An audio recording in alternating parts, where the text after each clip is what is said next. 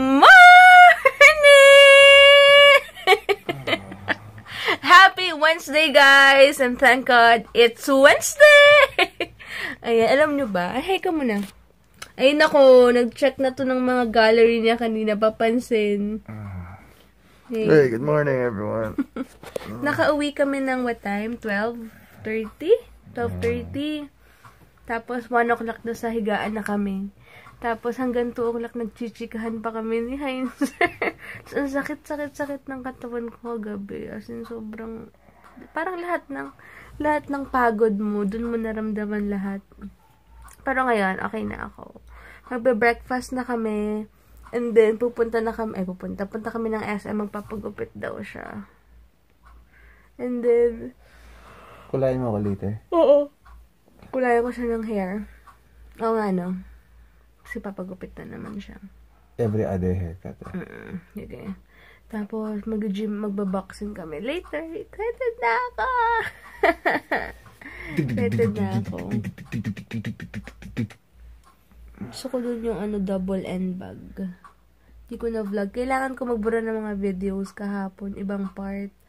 Kasi, yung memory ko, hindi na kinaya din ang tagal ng vlog namin nung nasa boxing kami. Ayun lang. Ano pa ba? Naantok pa ako pero 11 o'clock na pero mapot ako na good morning. So, later na lang. Kumanta kasi ako. Sabi ko, bangon na. Ano sabi ko? Bangon na. Bakit wala ka pa? To sa piling ko sa'yo. Ito na naman. Bakit? Alang kulit mo eh. Nakakatawa. Okay na. Bangon na. Let's go. Tatawa talaga ako sa kanya. Ayun ako, tara, bangon na tayo. Tara. Ang cute talaga nito kahit kailan. So cute. Cute na kita ko dito eh. Hey. Hindi na, bangon na tayo. Let's go. Let's go. Let's go. Ayaw niya na sumakay sa motor ni Daddy Dags. Kasi sobrang bilis daw, parang may demonic form. Tawa ko ng tawa na imagine ko na kasi dati nung wala pa kaming kotse, yung dentist ko nasa sa Baclaran pa. Tapos minsan para mabilis yung biyahe, pag sa work ni Daddy Dags, hapon, or after work or between, pag gano'n siyang ginagawa sa work, before pa siguro 4 years ago, yung nakamotor, basta ilang years pa yun ago, ihatid niya ako ng motor, doon kami sa Baclaran, tapos 400cc yun, syempre. Grabe, parang sobrang lilipad na kami. What more yung bago niyang motor ngayon? 400cc, wala pa yung 400cc ginagamit niya dati. Hindi, yung dati. Anong yung malaki rin. Alam ko, hindi pwede yung 400, below 400cc sa coastal. May siya eh. May napapadaanan siya. Yung Mio ba? Sabi mo? Pero nag-coastal kami, hindi yun Mio, malaki. Yung black? Yung black pa. Oo, basta yung luwan. Wala yun. Ha? Wala. Iba talaga yung ngayon? Sabi ko na nga ba eh. Dati pa mo. nanginginig yung legs ko super bilis. Wala yun. Wala talaga. Imagine mo ngayon yung bagong motor. Second gear pa lang. Naka 60 ka na. Grabe no. 60 sa kotse natin. 5th gear na yun. Oo. Grabe no. Yun, second gear pa lang. Hindi kulang pa nga eh. Hindi pa dinidiin eh. Yung bago nga daw, yung pumunta sila mama ng Tagaytay or Batangas, binake-in nila. Grabe daw, sabi ni mama. Imagine mo, yung 60 mo sinasabi ko na yun, hindi pa yun todo na second gear. Pwede shift lang niya bigla pa third gear, pero pwede pa idiin. So, pwede pa siya feeling na naka dun? So, pwede pang pwede pang isabit, pwede pang idiin ng siguro 65, 66. Oo, grabe. Bago ka mag third gear. Ayoko namang tatakot ako sumakay sa ganun. Pero iba daw ngayon. Anong brand ba nun? Kawasaki. Sobrang ang ganda pa ng color na favorite color ko. Pero pag Bakit wala ka pa? Excited do si Heinz kasi meron siyang motor na paglipat namin dun.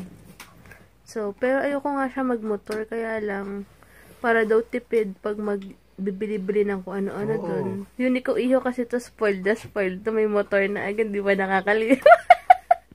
Kasi daw kasi magkotse kami pag lumipat kami, no? Kasi magkotse kami, bibili lang sa tindahan. Magmamotor na lang daw. It's all about abs, you know. Abs on top of abs. You know what I'm saying? It's all hard work, baby. It's all hard work. Naman siya. You gotta have Grabe abs. kahapon nag-workout kami, di ba? Sobrang parang hinabol ang hininga namin. Kaya sabi ko sa kanya, kaya Jill pala, no, if you have it, flaunt it. Kasi talagang pinaghihirapan Sabi mo. ni Eugene, gusto natin patayan. Yun, sabi pala ni Coach Eugene.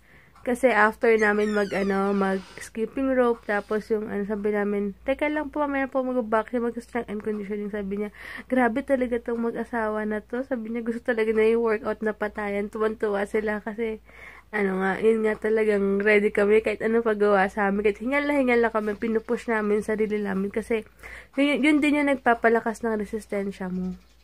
Alam mo yun, kaya, Pushing yourself to the limit. yep, yun. Kaya gusto lang namin yun. Tsaka sila talagang, yung iba daw nga, diba, pag pinapagawa nila ng strength and conditioning, hindi na daw bumabalik kasi nahihirapan. Ewan ko, kaya ka nga diba nag-workout para dun, para sulit din. Sabi ni Eugene, tama naman din daw yung ginagawa namin kasi para daw sinusulit din namin yung binabayad namin, tsaka nag-i-enjoy kami. Dahil talagang todong pagod kami. Tsaka yung talagang susuko ka, alam mo yun, parang mahihilo ka na pero parang kaya mo pa.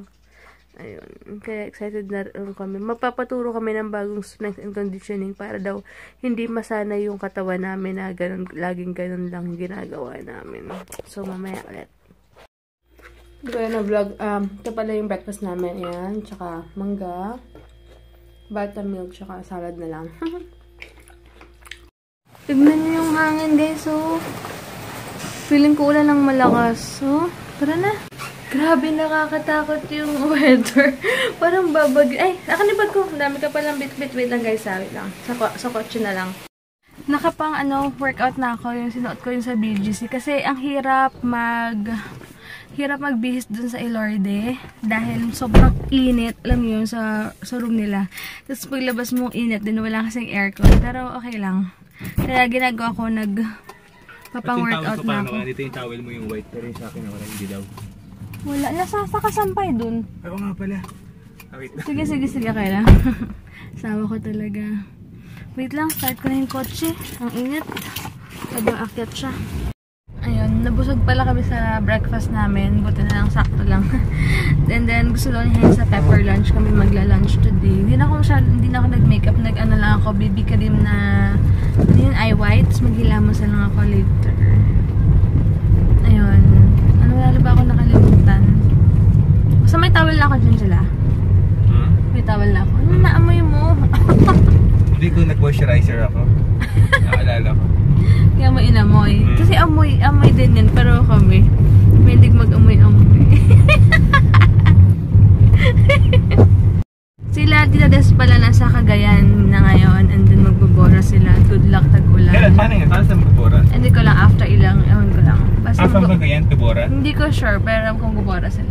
Nakakatuwa si Tita Carmen, napakabait niya. Alam niya, napakatotoong tao. And nakakatuwa siya kasi ang ganda rin ng feedback ni Mama at ni Tita Beck sa kanya. Lalo si Mama kasi doon sila nagsistay, diba?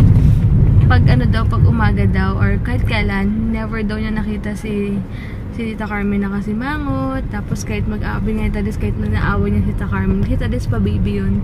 Si Tita Carmen parang hindi siya nandadamay ng ibang tao pag naiinis siya. Parang sinasabi lang niya kay Tita Des na, hindi, okay, iyaan mo na ulit tayo mag-aaway. Ganun si Tita Carmen. Ang bait. Nasabayan niya yung tantrum si Tita Des. Hindi rin. Tsaka hindi pag nababad si Tita Carmen kay Tita Des, hindi niya dinadama yung mga tao sa paligid niya. Kaya tsaka hindi tumitingin yung kotse. Tsaka parang lang, napakagaan nga lang niya, napakabait niya. As in, that's generous din. Tatanong niya pa kung bayad na ba yung naka third year ka. Yun, tapos tinanong niya kahapon na na parang, tayo bayad na ba yung cottage? Yung ganun, napaka-generous. May initiative. May initiative. Sabi nga ni Tabek, napaka-generous nga do kasi nung nagtagaytay sila, as in, ang bait niya. Tsaka magaling siya makisama. Tapos, pag tumawa siya, alam mo, totoong tawa talaga, napaka-babaw din. Ang babaw niya, nakakatuwa siya. Basta, nakakatuwa si Tita Carmen. Tsaka hindi siya nagbibigay ng parang masabi lang na magbibigay siya. Halimbawa, yung mga pabango daw, sabi niya po, yung mga pabango daw na binigay sa amin, wala daw siyang pakialam kahit magkano daw yun. Kasi, ang gusto daw niya talaga magugustuhan tsaka mabango talaga. Hindi yung basta kuha lang siya na may something lang, alam niyo, pero nakakatuwa. Oo. Nakakatuwa lang. Pero nagulat nga rin ako sa binigay niya sa akin mga makeup. Hindi ko pa nagagamit yung Dior, pero tatry ko gamitin sa Sunday. Mukhang maganda yung yung foundation tsaka yung mascara. Tatry ko siya siguro by this week pag hindi ako mag-workout. Ayun.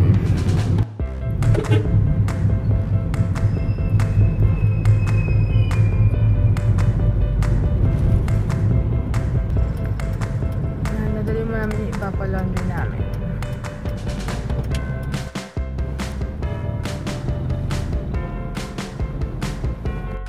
Grabe, ang dami naman ng kotse yan. Tapos may mga parang pupo na naman ng ibon ba yun?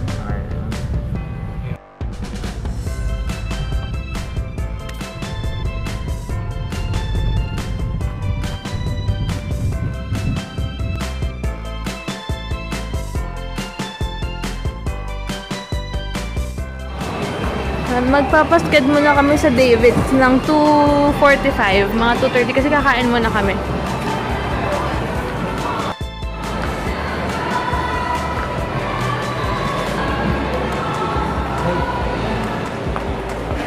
Oh.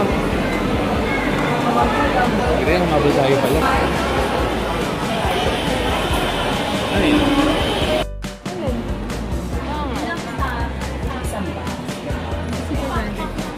Ito na yung food with extra corn.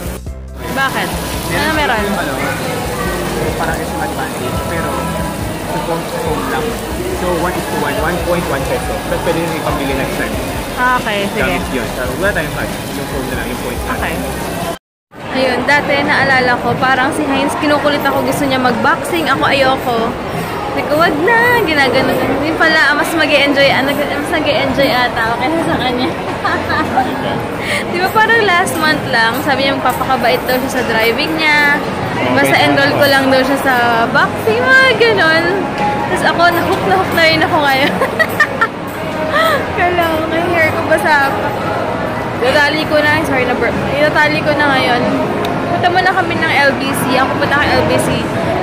May kukalka ko ng payment. Tapos siya sa David's na.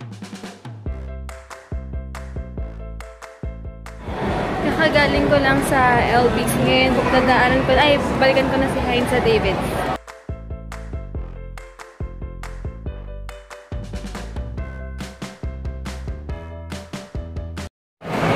Kaka-Viber lang sa akin ni Pretty Angel Shop. Ay, bago na pala yung haircut niya. Just had my haircut and feels good. I Feels feel fresh. Texturized barber's cut. Yep. Ayun. Thank you so much, Pretty Angel Shop. Plastic pa doon niya pinadala yung, yung keratin niya. At saka pang shampoo and conditioner. Pero wala pang text sa akin yung LBC. Baka mamaya, sadyain na lang namin sa ATC.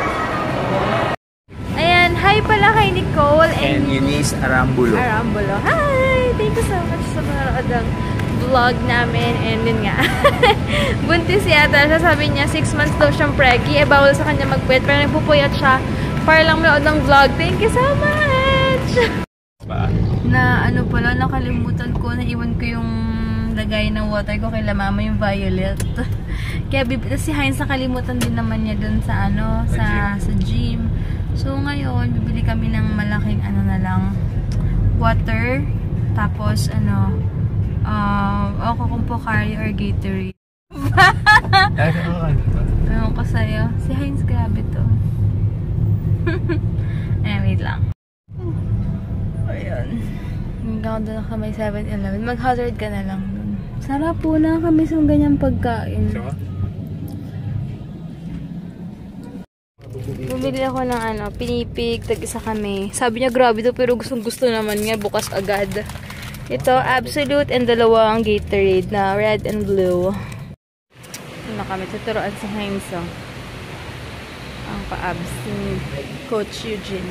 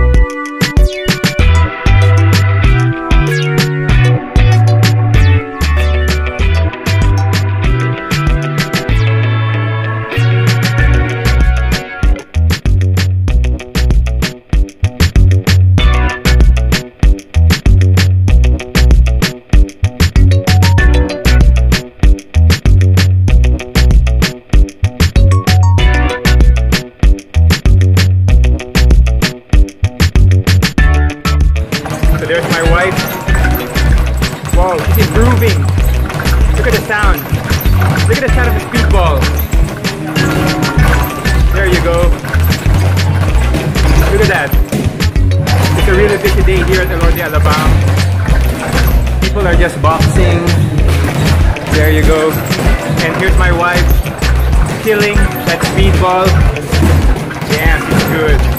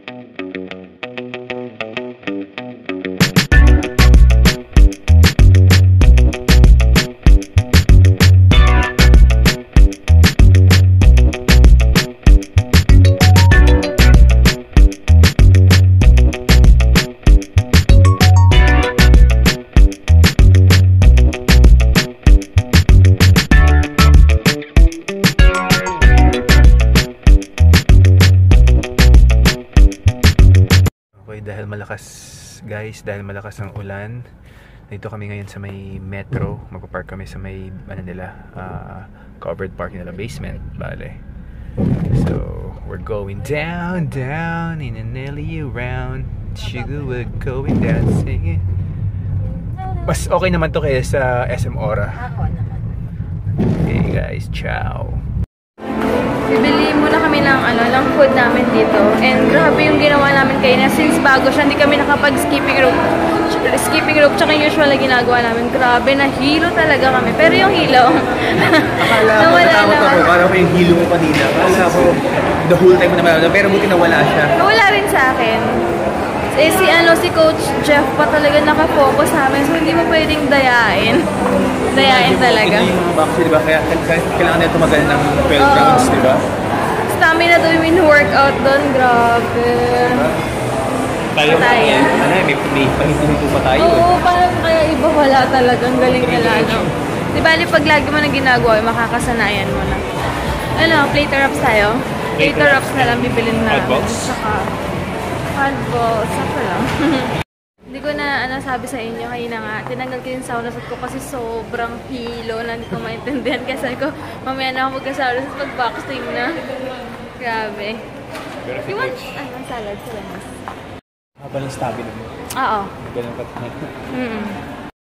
And every time na bumibili kami dito, wheat yung pinapalagay namin, wheat bread. Mag-a-add lang ng how much pag wheat? Mag-a-add ng how much? 10 pesos. Okay. Ito kami sa may-ari, sabi niya, it's raining so hard outside, no? Hello, ayan. Sobrang lakas talaga rin ng ulan. As in, ngayon, kukunin ko na pala yung package from Pretty Angel Shop. Papakita ko sa inyo later.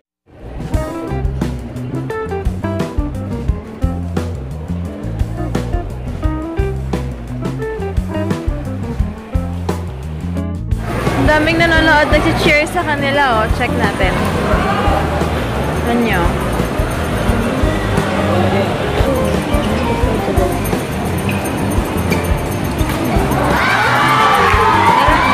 Ito na yung pinadala sa akin yan, Pretty Angel Shop. Mercury ng Metal. Bibili ako ng fall art. So, Yakult. Gara, walang vitamin dito na gusto ko. Siya na lang muna bibili. Stock na kami ng Caesar.